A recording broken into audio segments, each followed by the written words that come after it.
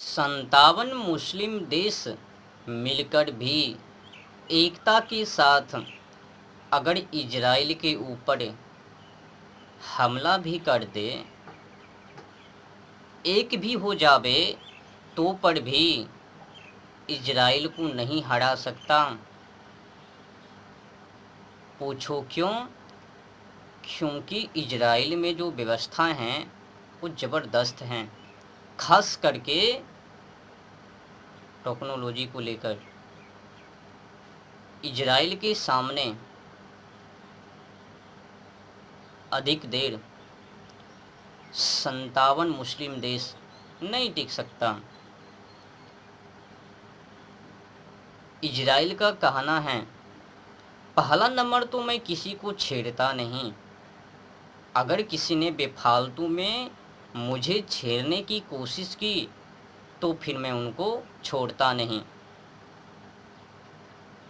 तो इजराइल आज तक किसी भी बेजुबान बेगुनाह देशों को तबाह नहीं किया, पहले उसी ने छेड़खानी की, तब जाके जवाब इजराइल ने दिया, ऐसा प्रमाणित है। तो शुरुआत कोई अन्य देश करबे तो ही उनका जवाब इजराइल देवे, पर बेफालतू में किसी देश को हानि ना पहुंचावे। पर खेद की बात है, मानवों को देखा जाता है, अगर कोई मुस्लिम देश इजराइल पर हमला करवे, इजराइल के जो यहूदी हैं उनको मार देवे, तो कई लोग खुश हो जावे उससे, उस कृत्य से। जब इजराइल किसी मुस्लिम देश पर हमला कर कई नागरिकों को मार देवे, ढेर कर देवे, तो तकलीफ़ हो जावे, दिक्कत हो जावे कि यहूदियों ने मुसलमानों को मार डाला। आश्चर्य की बात है, एक छोटा सा देश जो कि उस देशों को आज तक 57 देश मिलकर भी पराजित नहीं किया। भले ही ईरान का वो मिसाइल, बम, हथियार सर्वशक्तिमान हैं, पावरफुल हैं, तो पर भी इजराइल के टेक्नोलॉजी के सामने कुछ भी नहीं है। ज़बरदस्त हैं भाई, मानना पड़ेगा। इजराइल जिस भी देशों के साथ युद्ध लड़ा, कुछ न कुछ हिस्सा वो अपने कब्जे में कर ही लिया, या तो करके छोड़ दिया। ईमानदार इजराइल हैं, खास करके यहूदी के ऊपर विश्वास हैं। और तो और इस बार जो इजराइल ने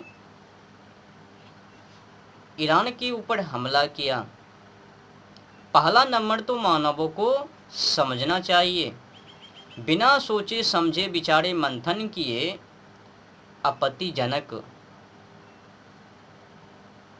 प्रवचन और आपत्तिजनक टिप्पणी नहीं करनी चाहिए। पहले सोचो, समझो, विचारो, मंथन करो, इजराइल की समस्याओं को समझो। इजराइल देश मुसलमानों के देशों से घिरा है। इजराइल देश के चारों तरफ मुसलमानों का झुंड है, माने देश हैं। तो बीच में रहकर और अपने पावर को ना दिखाना मूर्खता है ना, तो डराना ही पड़ता है, अपने पावर को दिखाना ही पड़ता है, क्योंकि छोटा सा देश है। समझ रहे हो ना?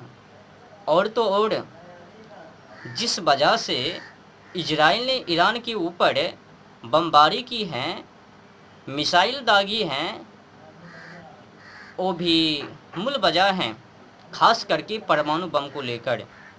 ईरान परमाणु बम को बनाने के लिए बनाने में सफलता की ओर। अगर एक बार ईरान परमाणु बम को बना लेता तो इजराइल देश को नक्शे से मिटा देता, क्योंकि कोबरा पर विश्वास कर लेना पर मुसलमानों के ऊपर विश्वास करना मौत की खाई है भाई। मुसलमान कभी सोचता नहीं है। जो हालात पाकिस्तान ने भारत को कर रखा है, बार बार भारत के पास भी परमाणु बम है और पाकिस्तान के पास भी परमाणु बम है। आज वर्तमान समय में पाकिस्तान के पास 170 और भारत के पास 180 परमाणु, पर वो जो पाकिस्तान है पवाई बम को लेकर बार बार भारत को डरा देता है और भारत की सरकार चुप बैठता है कि कहीं दाग ना दे। सही बात है, मुसलमान कभी डरता नहीं है।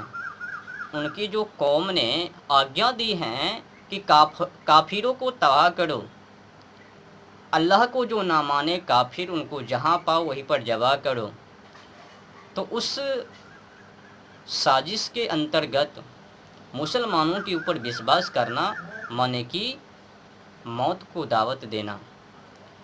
और तो और मुसलमानों में मिलाप हैं